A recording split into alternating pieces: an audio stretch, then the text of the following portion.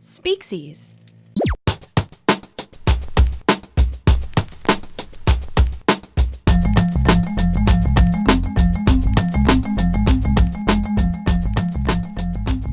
All right, so dude, I'm in a really good mood. You know, we talk about a little bit how 2020, we kind of got tired of hearing how it was the worst year ever. Right. So been trying to keep it positive. This morning, found out some really good news. Excellent. Caillou is canceled. Do you know what Caillou is? Is that a rapper? Did he say something bad on Twitter? No. Okay, so not canceled in that way. Oh, okay. It's not Lil Caillou. It's Caillou. Oh, God. Just even saying his name brings up a rage within my belly. But I know I'm supposed to be, this is positive. That's right. Caillou has been around for about 20 years. If you're a parent, you may have accidentally, if you heard like some little kid whining, it was probably Caillou. He has an insufferable theme song, which is in my head right now, and I'm not going to sing it or anything. Thank you.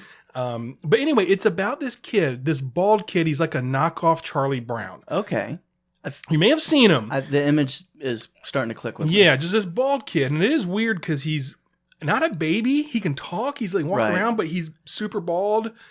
But you know, it is Charlie Brown, but it's not endearing in any the ways Charlie Brown was. Okay. And I realized when my kids were young that they were learning to whine by listening to Caillou. Oh my God. Because you'd hear, I'd be in the other room. I'd have, you know, PBS, because it's like a PBS show. So we'd have PBS Kids on, and you'd hear, I don't want to go to play school. And I'm like, what? Who is this kid? Like, they must be teaching, like, not to whine. But the kids, the parents are like the bitch of this kid. Like, the parents are like, what's wrong, Caillou? You don't want to go to play school today? I'm just not feeling it today. I'm serious. Wow. Matter of fact, in the theme song, it says, I won't sing it, but he says something about life is not so tough except when I've had enough. It's like some little sassy kid saying he's just had enough. Oh my gosh. It's bad. Also, as far as I can tell, and I did watch this a while before I banned it in the house, nobody has nipples. The kid doesn't have nipples. The dad doesn't have nipples. Yeah. So I wouldn't say Google Caillou's nipples, but if you just Google Caillou, you'll see this. But anyway, or maybe Google Bobby Flay's nipples first, and then do Caillou's nipples. So now that you've said this, you're actually bringing out a memory of. I remember when your oldest child is older than my only child, and I think you gave me a heads up on this show. You warned me off to keep an eye out for this show because it'll get in your house and teach your kid to whine. Yeah, exactly. And I heard it this morning. I was listening to the Adam Carolla podcast, and he said he had to be talked out of leading the show with this. And by the way, I didn't get the hate from Caillou from Adam Carolla. I hated this organically. Good for you. And then I Googled it just to make sure it was true. And of course, all the headlines are like, parents are thrilled to see Caillou canceled. The disappointing thing about Caillou, too, is that it's a Canadian show. And I feel like most of our imports from Canada are pretty great. Like, I mean, I love it. Pretty much everything. The comedians, I mean, half the time when there's some awesome actor or comedian, you find out he's Canadian, you're like, I knew it. Right. Canadians are awesome. Canadian beer's great, a lot of stuff. But Caillou, whew. Well, they all can't be winners. So I guess that's, the lesson from that, from our northern hat. And it makes me feel really good that you don't know any of this stuff. And then if I had something to do with that, you should happy. Feel good about that. Thank you from keeping that from me. Yeah. So Steve, what are we doing tonight? Now that I've brought the show to the level of talking about a cartoon nipples, I feel like we can only go. We can only go up, I think, or we'll see. So we're going to discuss a word. Actually, we're going to do one full episode on a word. Yes. That I found on a list, and I thought it would be a very, something to partner with some other words. But I went on a journey. We had a journey, a Steve journey. I like to go on a Steve journey. So the word is actually assassin. Okay. So I always thought the word assassin was simply a word for a person that commits an assassination, somebody that kills a political or religious figure. Right. But it's much more than that. As we explore the history of the word assassin, we're going to see that the word derives from an actual group of people called assassins, a religious sect that arose at the time of the Crusades. We're learning the history of that group and how their methods and actions created the word that we associate with killing a leader of some sort. Gotcha. So it's not just a word that describes killing a person. It was a group. It was a group. That's cool. This is going to be cool. So we're going to go on a journey. We're going to go to the land of Persia. We're going to see some battles against the Mongols.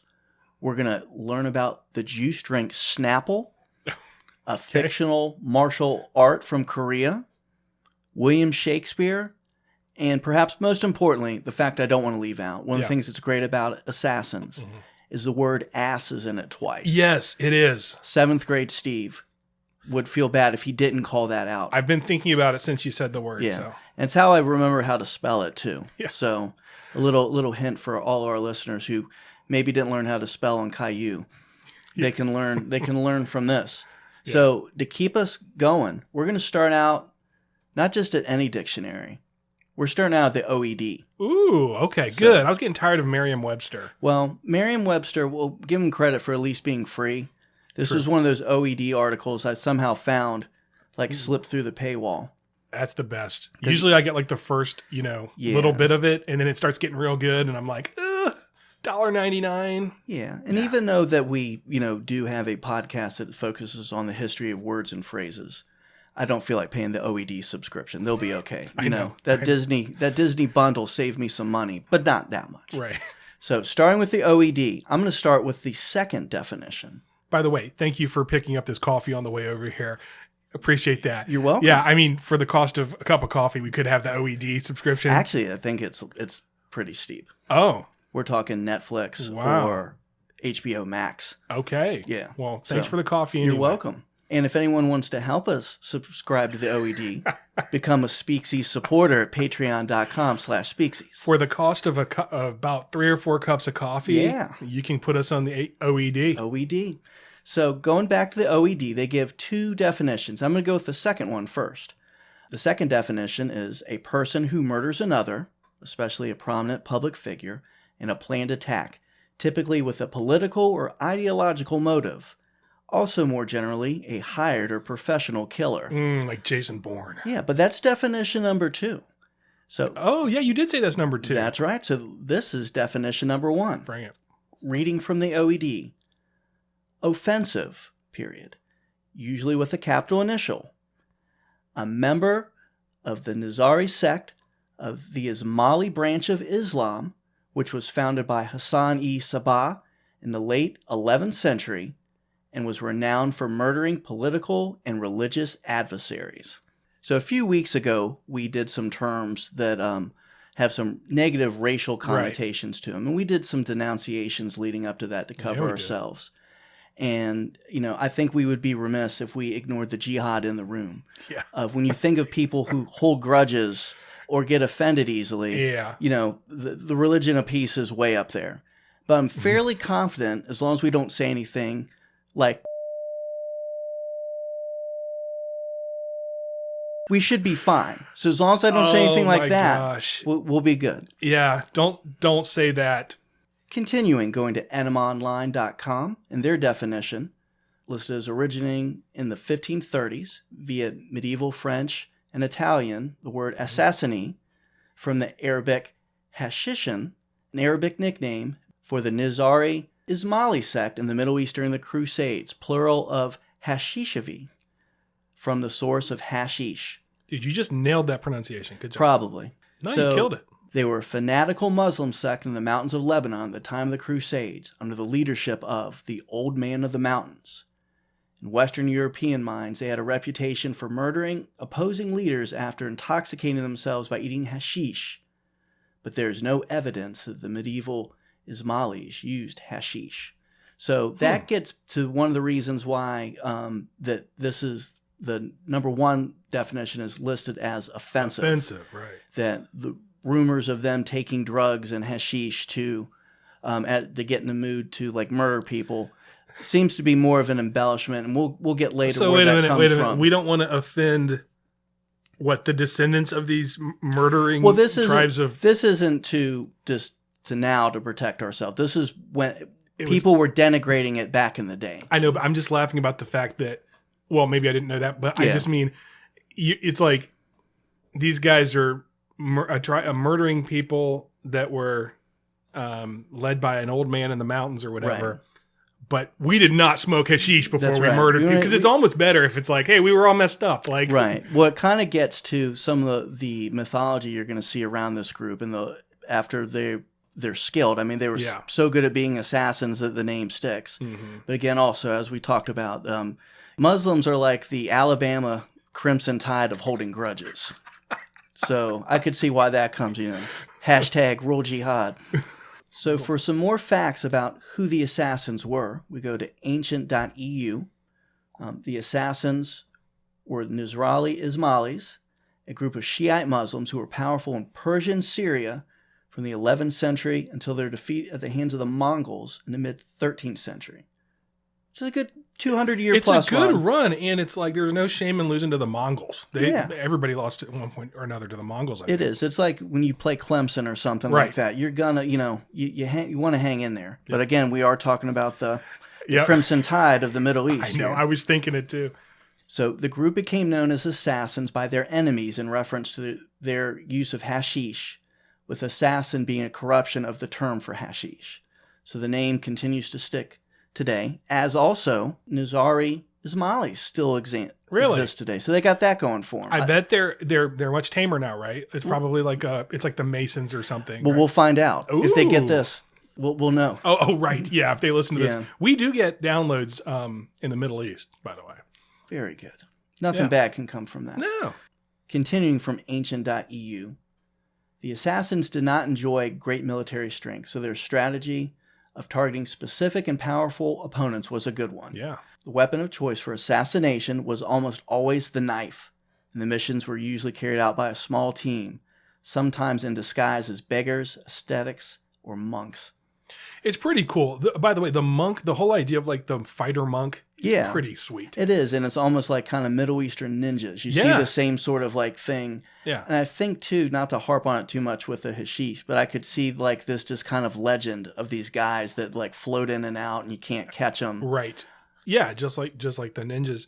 The other thing I like is that they talk about the main weapon they use is a knife, but I'm also like, this was like 1100. Yeah. I don't know how it's like a knife or a club, or what were you going to use? It wasn't like not going to use the sniper rifle. There weren't too many options there, but maybe, it is cool though. The idea of, I could see them though maximizing use of that knife. Also, something they maximized was carrying out the execution in a crowded location to maximize the political and religious consequences of the act. Right. In keeping with a tradition, the assassins were not expected to survive their mission and were known as Fadai, or suicide commandos. So I'll just let that go from there. Yeah.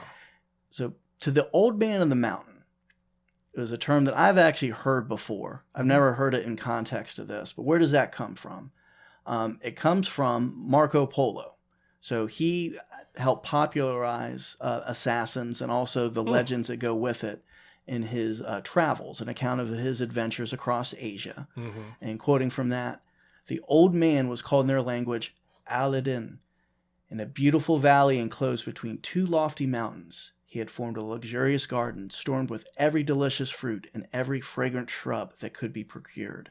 I love this description because, again, it's like nowadays you'd have a big house with flat screen TVs. It's like the most fragrant shrubs is like the nicest thing that, I'm not trying to make fun of them, but it's just kind of funny to hear. I like it, but it's giving me a vibe of, it's giving me a little bit of a Brad Wesley vibe here. So maybe the old man in the mountains, maybe that's what the origin of Roadhouse was. I can see it. But I digress slightly.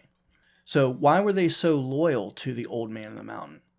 Hash probably didn't help, but he would tell them, he would encourage them with phrases like this, again, quoting from Marco Polo. We have the assurances of our prophet that he who defends his Lord shall inherit paradise. And if you show yourselves devoted to the obedience of my orders, that happy lot awaits you. I hope this doesn't get me in trouble with any of our, with anyone. But the old man of the mountain is starting to sound a little bit too like Charles Manson. He's just kind of saying stuff. He probably is selling them hash, and it's just going, yeah, man, go do this, that, and the other, and you'll get spices. And I mean, it's probably coming from holy text or something, but it sounds a little Manson-y to me. Because is he out doing the work, or is he just back at his fragrant bushes? Well, you know what? He's not. See? He is out there sending out people to do his dirty work for him. Yep. So what was some of the dirty work that the assassins did that made them so famous? So some of their notable assassinations. 1, Conrad Baines, the dad from... Oh, what if they did? I think he's still alive. He probably is, because he looked like he was 70 in the show in Different Strokes, but he was probably like 40. So one very notable victim was Conrad of Montferrat, the king of Jerusalem. There was a king of Jerusalem named Conrad. There was. I didn't read about him in the Old Testament. He was stabbed by a double team of assassins one night as he walked home from dinner. The assassins had disguised as monks and had caught Conrad off guard by showing him a letter before fatally stabbing him. Richard I, the Lion-Hearted of England, was accused by his detractors of even paying for the deed. But no one has ever come to agree that that was true. So I like the old read this letter trick. Yeah, it's a good one. Read this letter while I stab you. But if a monk comes up to you and asks you to do that, I could see that not being an issue. So as we talked about, the assassins had a good run, but all good runs come to an end, especially when you cross the Mongols. Yeah. So they didn't cross just any Mongol. They crossed the youngest son of Genghis Khan, Monkey Kong. No. Not Donkey Kong, Monkey Kong. Really? Yes. So maybe I should have researched this before we did our history of Nintendo. I was thinking the same thing. This could, we had all those different origins of Donkey Kong. So Monkey Kong was given an order to go campaign and expand his empire in the West.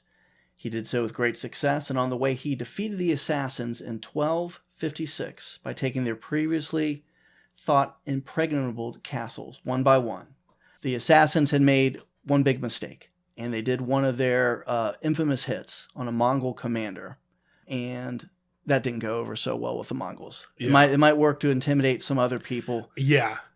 Mongols don't care. They're not going to be scared. They're going to come find you in your fortress. Yeah. So at that time, the Mongols took all the castles. They captured the Grandmaster, whose name I cannot pronounce and will not try to. I don't think he was the original Old Man in the Mountains. Yeah. He would really be old by this point. Right. But Monkey took the leader, took him to the Mongol capital for an audience, then refused to see him, and finally had him executed while traveling on his way home, trampled to death by his guards.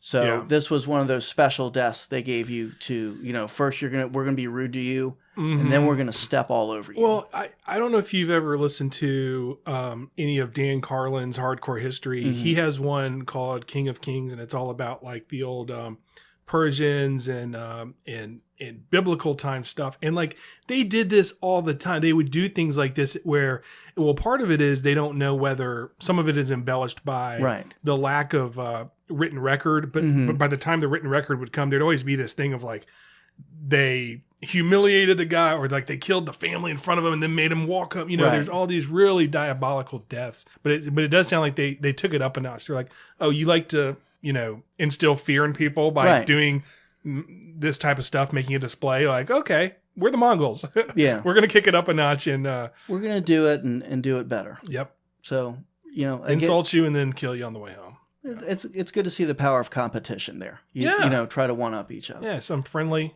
murder competition. Yeah.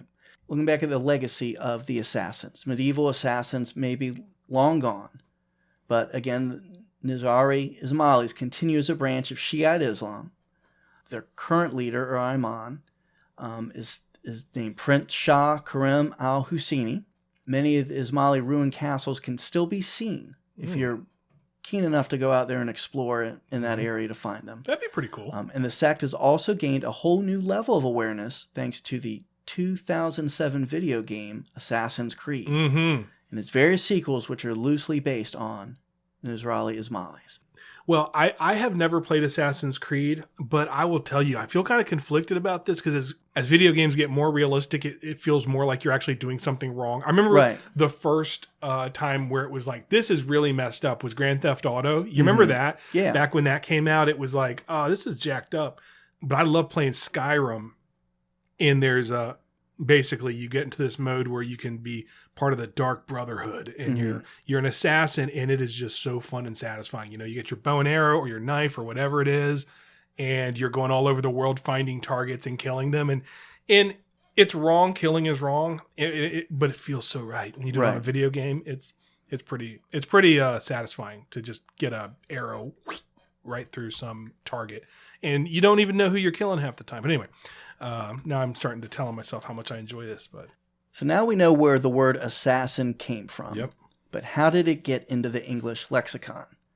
So this word is often attributed to being introduced to English by William Shakespeare. Oh. Which is not entirely true. Yeah. I think that the prominence of the word was probably due to Shakespeare. Mm-hmm. He uses it in Macbeth, and I shall read it for you.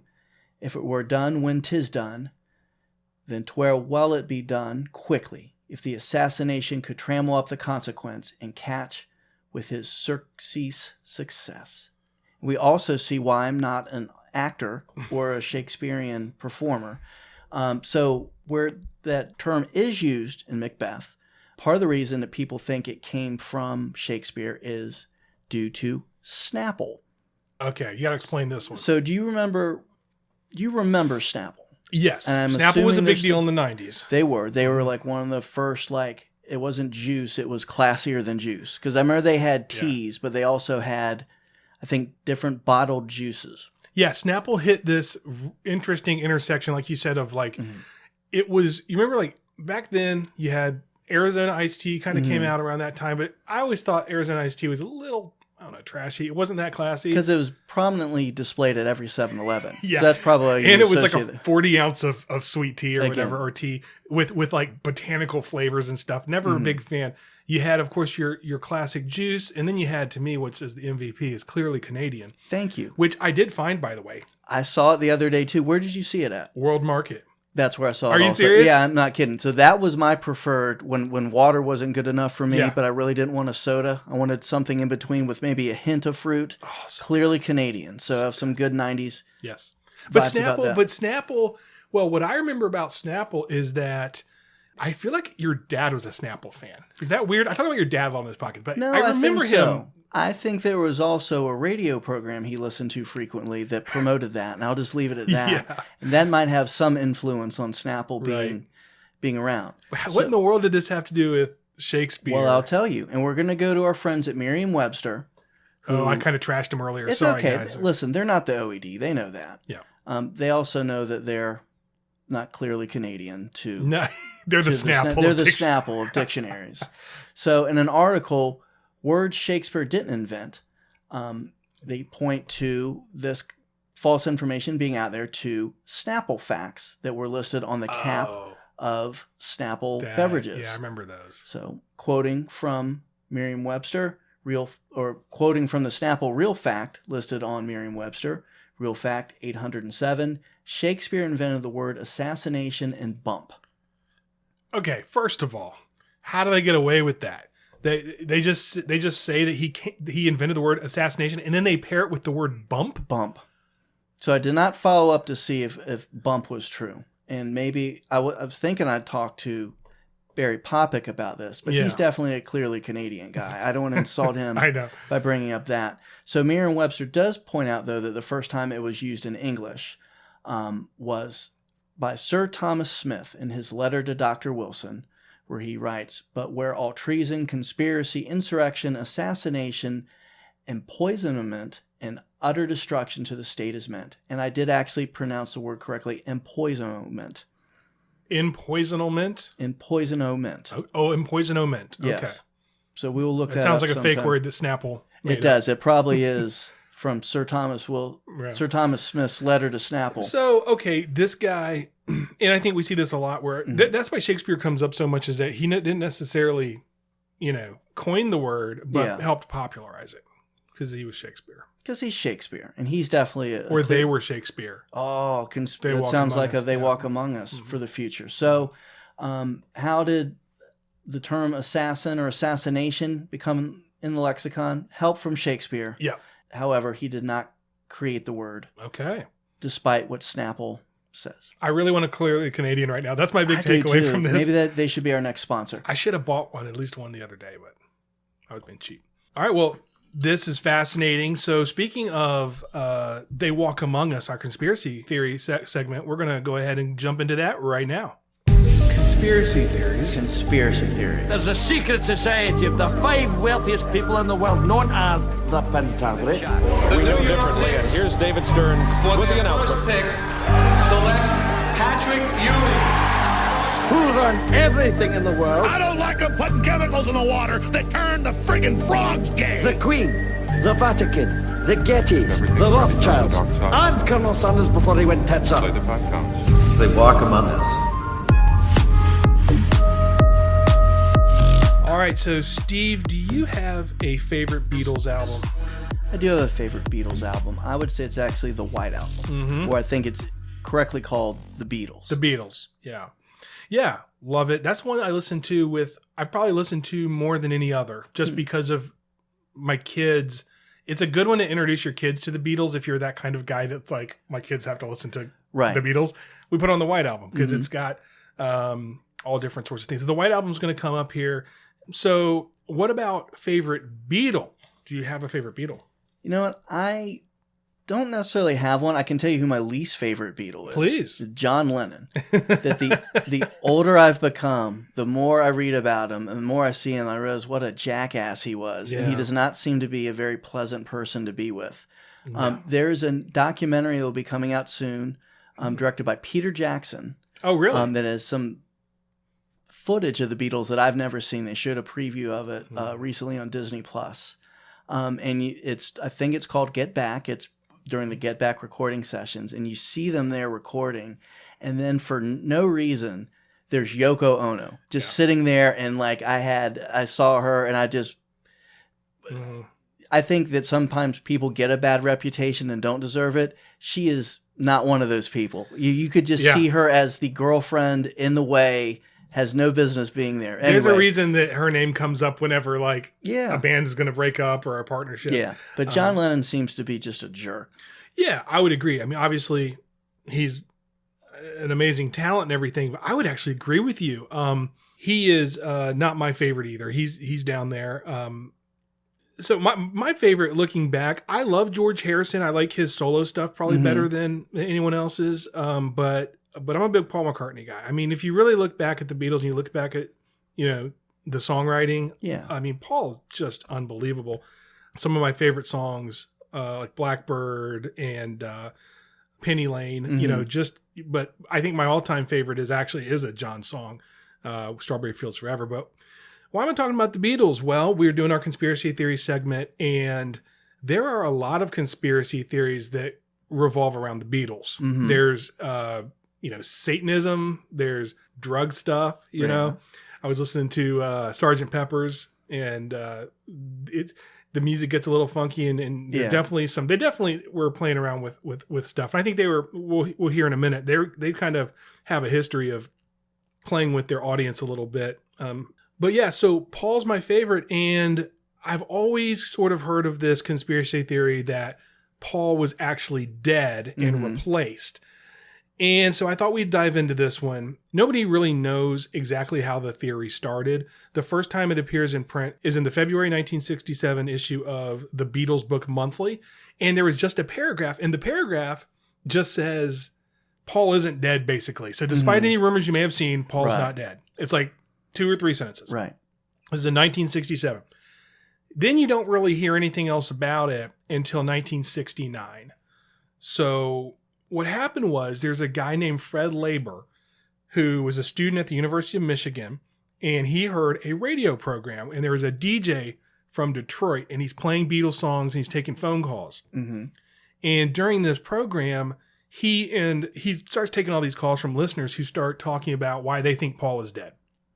So the next day, Fred Laber is about to write a review of, I'm actually not sure which of the Beatles albums it was, but he was going to write a review of a Beatles album. And he ended up putting together an article that said, Paul is dead. You didn't know this, but here's what happened. And in the article, he pretty much lays out the conspiracy theory that we're going to get into. So here are the basics of it. All right. After an argument during a recording session in 1966 on November 9th, Paul left. He was angry. He left the recording studio. Maybe Yoko was there, actually. Probably. And he ended up crashing his car and getting decapitated when he lost control of the car. So at this point, they had to sort of hide this, and MI5, which is like, I guess, the FBI or the CIA of England, advised the Beatles to find a replacement and said, look, you guys are so huge, Paul just can't be dead. Right. There's going to be civil unrest. There may be mass suicides. So we got to get around this. And also, of course, there's financial gain to be had. I mean, the Beatles are the biggest thing going. So the band held a Paul McCartney lookalike contest where a Scottish orphan named William Shears Campbell won. And the name Shears may ring a bell. It's also Billy Shears. I was about to say, it sounds like Billy Shears' proper name. That's right. William Shears Campbell, a.k.a. Bill Shears, or Billy Shears won. So they taught Billy all the Beatles songs, and he had plastic surgery done to look like Paul. Now, they were in the middle of recording Sgt. Pepper's, and they had stopped touring for good at that point. And that's one thing I don't think I'd realized. You talked about documentaries. There is a documentary by, I want to say, Martin Scorsese, and it's called like The Touring Years, and it basically takes it has footage from when the Beatles toured up till their last show they did, which is really fascinating. I didn't realize like they basically were like, all right, we're good, we're done touring, and we're just going to make albums now.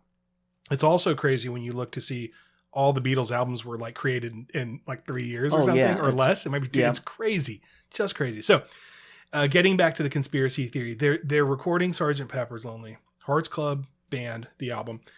And this is where you start seeing clues. So here I'm not going to go through every single clue. I'm going to hit on the ones that I thought were sort of interesting. Okay. And then we'll kind of come to a conclusion on what we think. So I guess before I go down these, are there any clues, or like if you think about Paul is Dead, I'm sure you've heard this before. What do you think of? I think of the Abbey Road cover.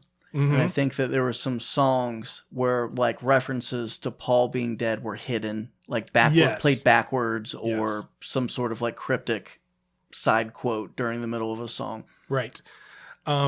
So let's start with Sgt. Pepper. Okay. Let's think about the album cover. Now here we go. So it resembles a funeral. So you have the Beatles standing there in whatever garb they are. There's fresh dirt beneath them, and Paul is standing in the middle, and everyone is sort of turned toward him. And if you look, there's a person behind Paul with holding an open palm over his head, which according to Eastern mysticism signifies death.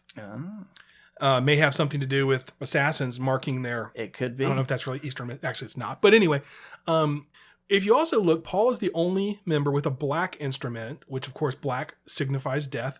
Now here's where it starts to get kind of weird. If you hold a mirror to the middle of the drum, it'll spell out, and you kind of have to see this. It spells out November 9th, he die, kind of. And I'll let you sort of look at that. But it spells out the date there, and then it says he die.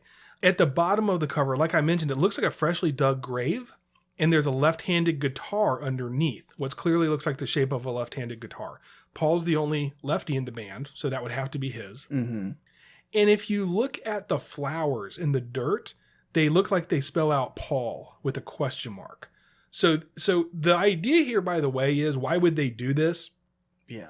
Well, there are theories that Capitol Records was making them do this, and the Beatles, the rest of the remaining Beatles, kind of felt guilty, and so they were trying to sneak to their fans to say, like, to let them know that Paul was dead, and they had to do it in these subtle ways that it wouldn't get picked up. Yeah, very, very subtle. So then when you open Sgt. Pepper's, the record, you'll see a picture of the Beatles. Paul has a jacket, and on the jacket there's a patch, and the patch says OPD, which stands for, in England, officially pronounced dead, sort of like our DOA. Okay. So that's kind of creepy. So you've got this dirt, you've got a left-handed guitar, and then you have this OPD officially pronounced dead. On the back of the album, Paul is the only one with his back to the camera. George's finger is pointing to a lyric from She's Leaving Home, which says Wednesday morning at 5 a.m., which is supposedly the time of Paul's death. And what's crazy is November 9th, which is the day he was supposed to have died, falls on a Wednesday. So Wednesday morning at 5 a.m. So you got George's finger pointing to it. You've got Paul with his back to the camera, if you will. And then, of course, Billy Shears, as we know, who's the Scottish Orphan, he's featured throughout the character of Billy Shears. That's right. Is featured throughout the album. Day in the Life, it says he blew his mind out in a car, and Paul losing his head, lost his head, right? So then you move on to Magical Mystery Tour. Again, Paul is the only one dressed in black, and he's got a crucifixion pose if you look at it, which is kind of creepy. Beatles is spelled out in stars. If you can picture the cover of a Magical Mystery Tour, Beatles is spelled out in stars. If you turn the album upside down, you get a phone number. And fans, now it takes some squinting to see a phone number, right? Because I looked at this, but you can make it out.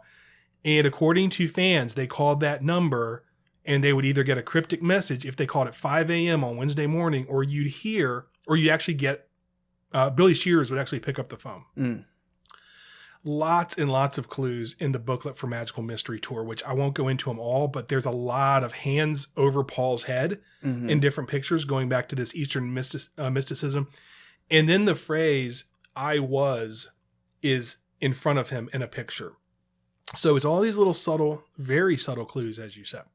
So the thing is, like, it sounds like it's very, very subtle. This can't be real. But when this is presented in a certain way and you start to, it's like the confirmation bias thing. If you really want to believe that Paul is dead, right, and you start seeing, well, why is there a hand over his head in every picture? Right. What's up with the dirt with his guitar? I mean, it starts to kind of add up. Especially if you've had a little bit of hashish. That might help, bring it out, especially that album cover.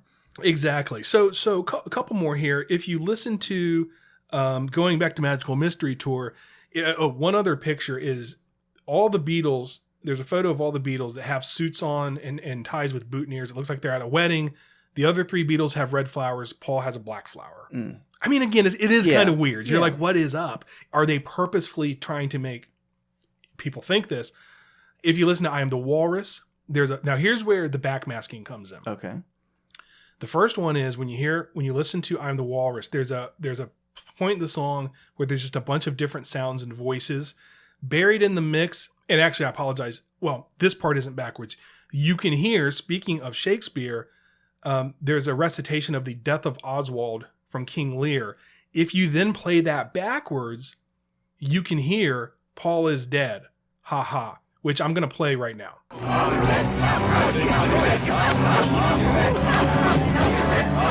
So, I mean, if you're listening for Paul is dead, ha ha, it does sound like that's what he's saying. More circumstantial evidence. On Strawberry Fields Forever, you can hear, and you may have heard this one. This one was kind of famous. You can hear what sounds like John saying, I buried Paul. And it does sound like I buried Paul. Right. Have you heard that one? I have heard that one, and I always figured that was a message he was sending to Yoko. Okay, so let's move on to the song I'm So Tired. And this is on the White Album. And by the way, I'm skipping over a lot, just so you know, but it's kind of important to go through these so you see how these sort of add up. These are some big ones. If you play the end of I'm So Tired backwards, you hear Paul is dead, man. Miss him, miss him. And again, it really sounds like it. You want to hear it? Here it goes. Okay, so then this is probably the one that people point to the most, which is the beginning of Revolution number 9. Put that on backwards, and it very clearly says, turn me on, dead man.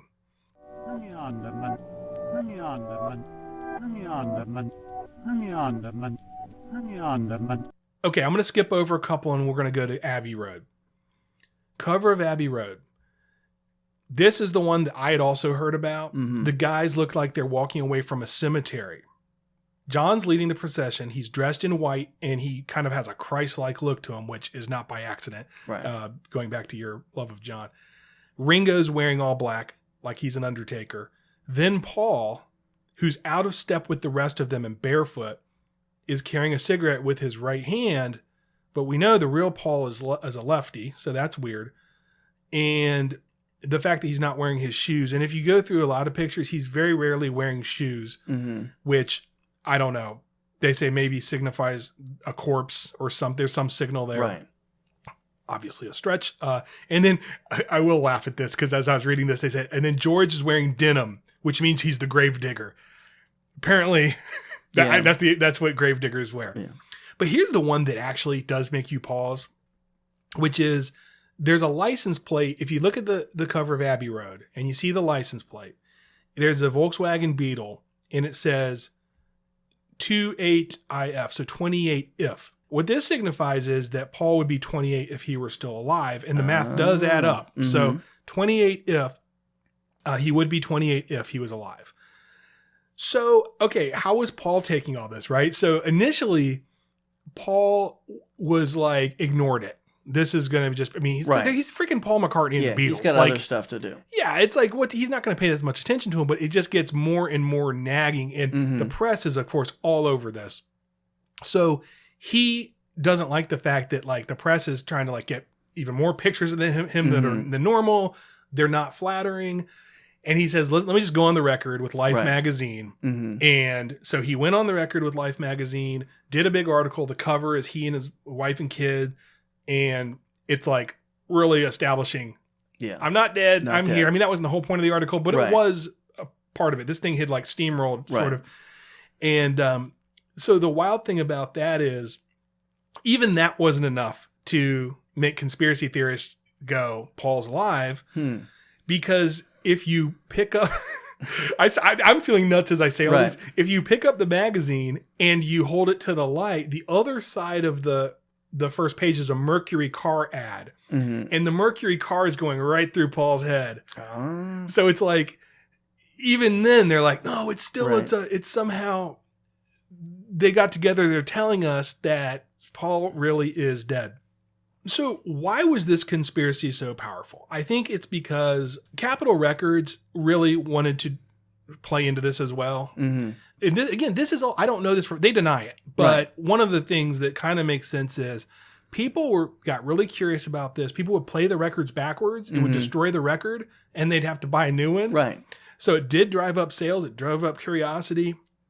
And it was really interesting. So I'm going to stop there and then I want to get, what do you think? So what do you think is Paul? Because to me, it seems insane that anyone would actually think this one is real. Like I think New Coke was fake or whatever. I believe some of these I'm like, I can get down with. This is just crazy. Especially now, the fact that you look at him now, I mean, that's Paul McCartney.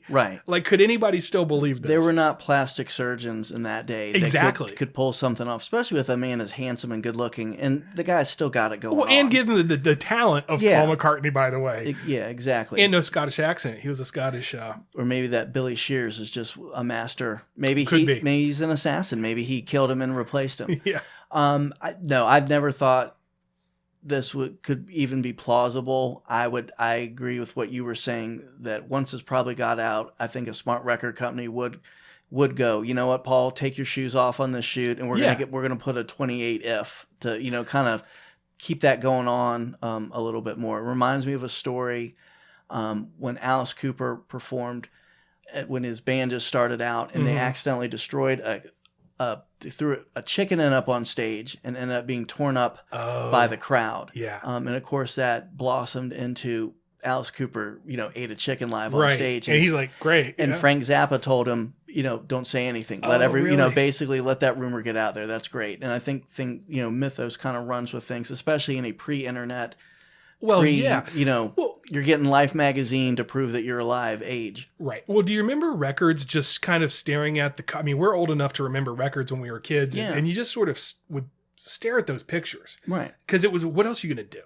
Playing dirt? Or, it's like, I'm going to look at everything. So the other thing I didn't mention was this got really popularized through college campuses. So this guy had written about it at University of Michigan, this Fred Labor guy. So I can sit here and I actually have them all written down, but I'm not going to do it. I could sit here and debunk almost every single one of these. A couple of the interesting ones are just the fact that OPD, remember, officially pronounced dead. It actually was if you could see the whole thing as OPP, which not that OPP, but the Ontario Provincial Police. The other one is John Lennon, when he was supposedly saying, "I buried Paul." You can hear other takes on the anthology version, and he's clearly saying cranberry sauce. So, and you're like, oh, cranberry sauce. But it's your mind tells you you're hearing "I buried Paul." The one that nobody really gets is the whole "Turn Me On, Dead Man." There's no explanation for that one. They're probably just messing with us. So, again, my conclusion on this one, I could go down and all those little clues, you put them all together. I'm sure it was fun back in the day, and it's kind of fun to talk about. But I think that, it's obvious that Paul McCartney is alive, and I actually wrote in my notes, nobody was doing that good of a plastic surgery back then. I do think that this is an example of how, if you have an idea in your head, you can see clues all around and get sucked in.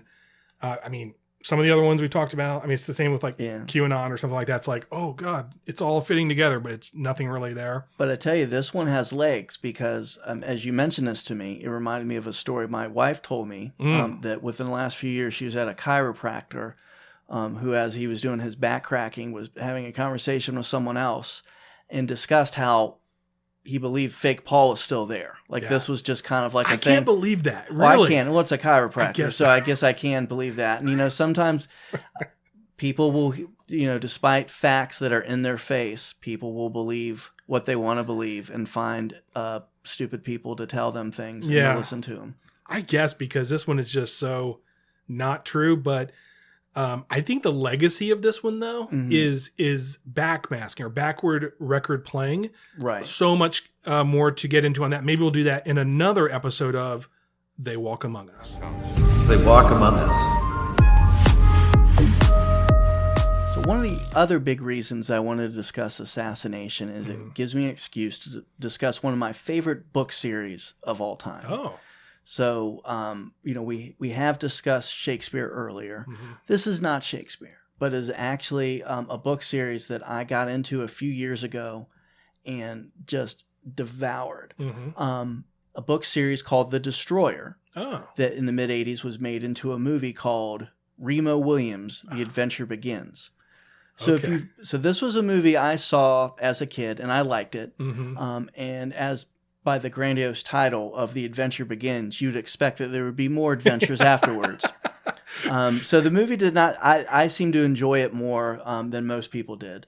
But I still enjoy it. And actually, I think I've recommended you at certain points. Yeah. And again, it's not a masterpiece, but it's pretty good. But I was inspired by an article on avclub.com a few years ago where the author bought a huge box of these books, and they are paperback books. They're about 200 pages long. The Destroyer book series started in the early 1970s and has gone into hundreds of, almost 200, I believe, books. So, and I think it still continues today in some form. It was written by two authors, Warren Murphy and Richard Sapir. Warren Murphy, I think, was more the driving force and stayed with the book series longer. But it surrounds, it's about a story about an assassin, by the name of Remo Williams. He is a police officer who's an orphan, whose death is faked because he's being recruited by an agency called Cure. There's an agency that does not exist. And their job is to basically... they are authorized by President Kennedy and to take care of things that needed to happen outside the law. Remo is trained to be an assassin by one of my favorite all-time literary characters, and I'm not joking with this, Chun, a deadly assassin known as the Master of Shinanju. So I mentioned earlier that there would be a mythical martial art from Korea, and that is Shinanju. Shinanju, is that like, oh gosh, what, Gymkata? It could be. It could be a derivative of that. So according to the mythos of the Destroyer series, Shinanju is the martial art from which all other martial arts come from. It does sound like a cool, so this is purely made up for the books, right? Hopefully. Or maybe not. It's the name is so good. Like like if I was going to, especially if I was like 13 and I was going to make up a new, and I'm not trying to talk, I know this is like your favorite fictional character and everything. If I was going to make up a new fighting style, Shinanju or whatever, that's pretty good. Right. So the books basically every book, Remo and Chun are dispatched on an assignment and as assassins to take out people. And there's a quote from the Remo Williams movie where Chun says that assassination is the highest form of public service, which I think in the right hands could be. Absolutely. So part of the gimmick of the book is that they don't execute people with weapons. They need to be secret assassinations. So it's all bare hands. It's all bare hand stuff. And what was cool too is this book came out at a time where there were a lot of things called, I believe, men's adventure books. Mm-hmm. And there are other types of, one that comes to mind, something called Mac Bolan. Like you would see it like at 7-Elevens or drugstores. Right. That were really gory and violent and full of sex. Right. And one of the reasons I love these books is the sense of humor they have in it. Mm-hmm. Is that there's not a lot, because the people are executed by hand, there's not a lot of gore. Yeah. Chun teaches Remo how to have sex as an assassin and takes all the fun out of it. So basically, makes all the sex scenes absolutely terrible on purpose. That's awesome. More about Chun. Chun is the deadliest assassin that's ever lived. He's from the island of Shinanju, and he's the last master of Shinanju. One of the things I love about this character, too, is that he is obsessed with soap operas. He says it's one contribution American culture has made.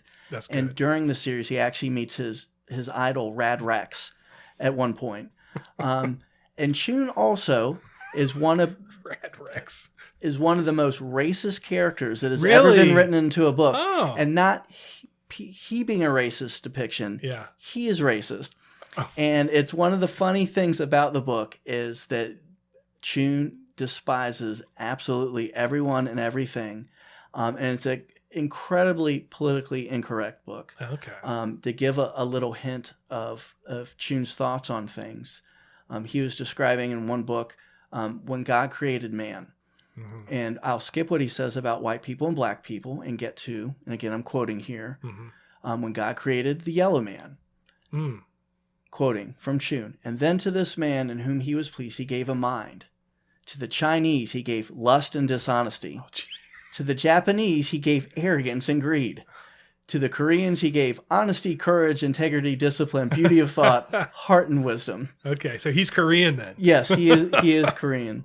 And I'm probably not explaining it as well, but these books are hilarious. There's been talks of it being remade into a movie or made as, I think it would be very good as a series. Incredibly politically incorrect. I don't see how it could work. One of the things about the movie that was a little bit controversial even then is Chun was portrayed by Joel Grey, the Broadway actor, famous for Cabaret, father of Jennifer Grey from Dirty Dancing. Yeah. And basically, I think the term would be yellowface, that they would call it. Right. They did a pilot for a TV show several years ago, and Roddy McDowall took Chun's spot there. That's cool. So it'd be interesting to see. I don't see, frankly, how they could make it. And I thought about just different quotes from Chun to list that would not be, well, would probably somehow get us canceled there. But I'll leave with Assassination. If you're interested, just fun reads that would probably take you a day to get through. Go to eBay. You can find a big old box of these. Come to my house. I have I took the inspiration from AV Club, and I bought my own box. So I have about 100 of these books at my house, hidden by my wife, who made sure it was like, we weren't going to put these in the family library downstairs. Right. And just to leave you with Chun's, in several of the books and actually audiobooks, Chun will come in and actually give his true commentary on what happened. The first audiobook version of this I bought after the author's introduction. There was Chun's edit to that, where he actually told the truth, which he concludes with his conclusion is, with moderate toleration for you, is his version of saying sincerely when he signs off. So Remo Williams, The Adventure Begins, decent movie. You should watch it. Awesome. So as we get to wrap up, can't talk about assassinations without talking about some prominent ones. Yeah. So not to say if you have a favorite assassination, but when I say assassination, what are some things that maybe jump out to you? I'll tell you what jumps out to me is, because like you said, assassinations aren't happy things usually. I think about Fidel Castro and all of the sort of, Roadrunner type ways they tried to kill him. And I remember, I don't know if these are all true, but I know that the legend is that the CIA tried numerous ways to kill Fidel Castro, including an exploding cigar, which is awesome. And the thing that is weird about this is how it seems like nothing worked. So they kept trying to do new things. They had apparently a seashell they tried to to have explosives. Again, this is all very like Bugs Bunny. A contaminated diving suit. I think they had a woman that they kind of like James Bond style. They tried to sneak in and have her like slip him cyanide or something. So I would say my favorite assassination attempts anyway had to do with Fidel Castro. Yeah. What about you? I wouldn't, again, not saying this is a favorite, but one I find very interesting and something I've discussed before, but haven't discussed in a while, is the assassination of Abraham Lincoln. Yeah. And I highly recommend if you're ever in Washington, D.C., go to Ford's Theater, go on the tour. The last time my family went, my wife gave the tour guide a hug at the end because she did such a good job of just bringing you back to that time and performing, and to be in a historic place, to be, I mean, you can see where it happened and imagine that night, and it's described to you, and it's very just to be that close to history. Is something that always, if you get a chance, you should do that. I will. And didn't you say too that in a past episode that you saw a guy that was wearing like a hat, like commemorating the assassination attempt of? I think it's at Ford's. Not attempt. My bad. Yeah. Or was it? Was it Billy Shears there taking? It could have been in his place. What did it say though? History is fun. Okay. Yeah. Well, history is fun, but Abraham Lincoln getting killed isn't fun. But I know what you mean. Having that connection to history is pretty darn cool. So, all right. Well, Steve, thank you. This has been fascinating. I had no idea that Assassin could carry a whole episode, but it did. We did go on a journey. So thank you for that. And we'd also like to thank everyone that's listening right now. If you wouldn't mind, give us a 5-star rating on the Apple Podcast. Make sure you follow us on Spotify and all those things. We really appreciate it. Steve, Bob's your uncle. Watch out for bears and hail is from the devil.